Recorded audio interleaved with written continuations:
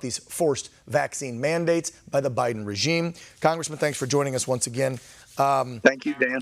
Glimmer of hope on the front as far as the forced vax. You heard that story from the lieutenant colonel about our troops having to be grounded after having myocarditis, and then they shut her up, they silence her. I mean, this is insane, Louie.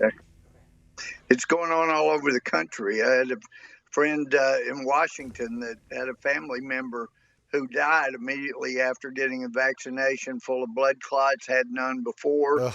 And so his doctor put down the cause of death vaccination, and he was told by the health official that if you want this death certificate certified, you cannot mention the vaccination. And look, Dan, the 2020, the National Institute of Health came out with what they said is the gold standard. The way to measure the effectiveness of drugs is with a double-blind test where some have placebo, some have the vaccination, and then you see whether or not it really makes a difference. And we're getting a lot of mixed messages. I was hearing today that there are reports that'll be coming out that 60% of the people in the hospital right now are vaccinated. And how absolutely ludicrous, on top of what you just showed Biden saying, in essence, for him to say, we've got to protect the vaccinated from the unvaccinated by making the unvaccinated have the vaccination that will not protect you from the unvaccinated. That is what they're in effect saying. And anyway, I'd filed what we call the National Informed Consent exception. It shouldn't be the exception. It's always been the rule. If you want to give somebody a jab, a treatment, a surgery, you're supposed to advise them of all the risks inherent to that procedure and then get their informed consent after they consider your health and whatnot. And that's not being done. And really, Dan, I thought that after the nightmarish treatment that black military members had with regard to testing for syphilis and experimentation, and they didn't know, they were lied to.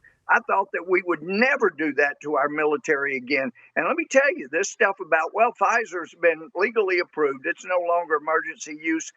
That medication that has been approved won't come out until next year. They're treating our military with experimental drugs that are emergency use authorization only, so they don't have to warn you about all the effects. This is getting to be very, very dangerous in this country. It is. It is affecting, Louis, our military readiness. Yes. And our enemies and our foes are watching it. They're laughing and they're gearing up. I mean, I just saw the report over the weekend in China. You've got them where they've got mock-ups of our Navy vessels, and they're using these mock-ups to do war games. I mean, I'm not saying they're practicing to hit us, but why are they using stuff that looks like our ships? You've got China flexing on Taiwan. You've got Russia flexing, Iran, the Middle East. I mean, all these folks are watching what's going on. They see that we have an inept leader who somebody's pulling the strings, because let's be real, half the time I don't think that Joe Biden knows what's going on in his own head. And they see what we're doing to our military. I got to go back. We had so many. Go ahead, Louie. Don't forget Afghanistan and the 5,000 people that have been released.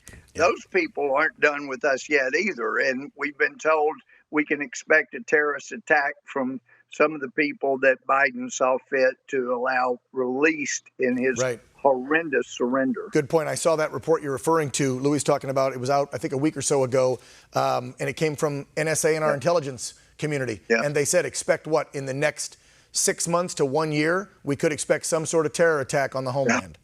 And it could come from Afghanistan. Thank you, Biden. That's right. Exactly. Louie, so much to talk about. I want to backtrack on some of those headlines. We had so many coming from the weekend. I got to talk to you about infrastructure and the 13, I'll call them traitors, because am I wrong that the Democrats only have a 5-seat majority in the House and 6 Dems said no? So if every Republican would have held their ground, that bill wouldn't have passed. Am I correct?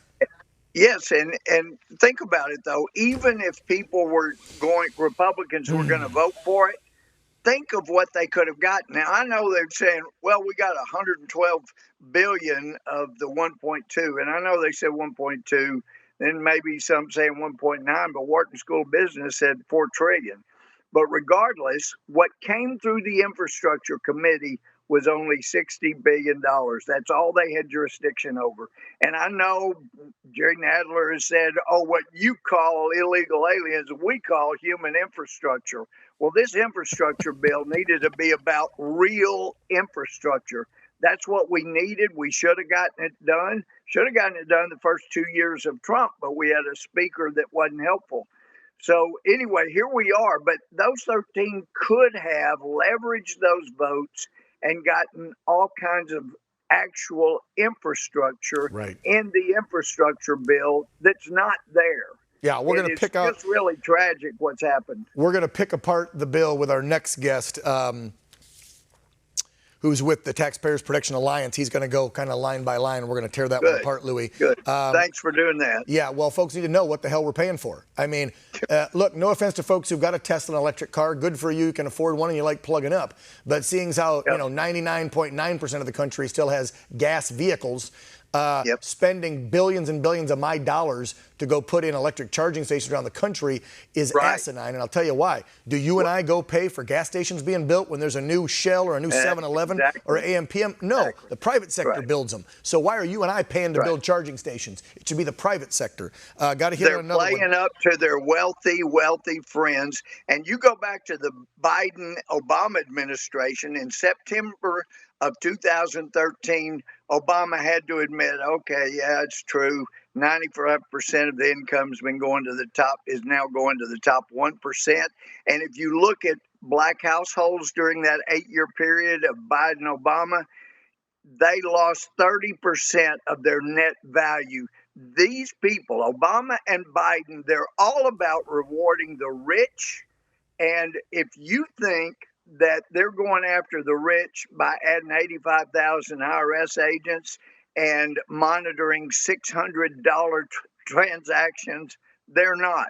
They're, again, doing like the Obama-Biden folks did, reward the rich and stick it to the poor. Yeah, exactly. That's what's happening. Congressman Louie Gohmert, representing Texas's first. Thank you so much, as always, coming on the program. Dan. You take care. Glad to be part of it with you. Thank you, Dan.